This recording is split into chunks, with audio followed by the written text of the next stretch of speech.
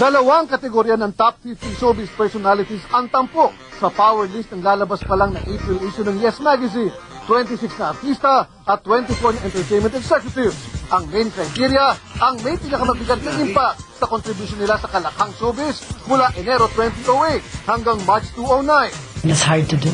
Okay. We had to hire outside researchers, and then we had to have the panel discussions, and then on our own. It took so long to do this.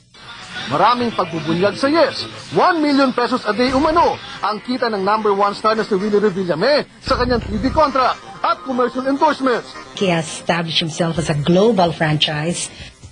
3.3 million pesos naman ang monthly salary ng number 2 na si Chris Aquino, natatakbo sa 200 million pesos sa loob ng 5 taon daw.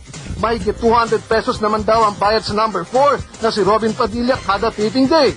3 million pesos per movie ang talent fee ni Piolo Pascual. 2 million pesos naman ang pinakamababang TF ni Judy Ann Santos per movie. 24 na multimilyong endorsement deals naman na isa na rin ni Marian Rivera noong 2008. 4 to 5 million pesos naman umano ang presyo ni Casey Concepcion kada pelikula. Ang nakakagulat ng revelasyon, 200,000 pesos lang ang TF ng box office queen na si Sarah Geronimo para sa You Changed My Life. Her powers now are tremendous. I think that amount is too small for somebody like us, a little princess like her. Ang pinuno ng ABS-CBN na si Gabby Lopez naman, ang tinanghal na number 1 most powerful executive sa showbiz. Katayin niya si Felipe Gozo ng GMA7. Number 2 si Charo Santos sa list na kinabilangan din ni na Mother Lily Monteverde, Lolit Solis, Annabel Rama, Boy Abunda, at mga miyembro ng mga influential Professional Artist Managers Incorporated na naghahawak ng karir ng maraming big stars. Itinuwid naman ni maglipon ng pananaw na may kinikilingan ng kanilang publikasyon sa isang TV network. Nobody can say that Yes is 7 or 2.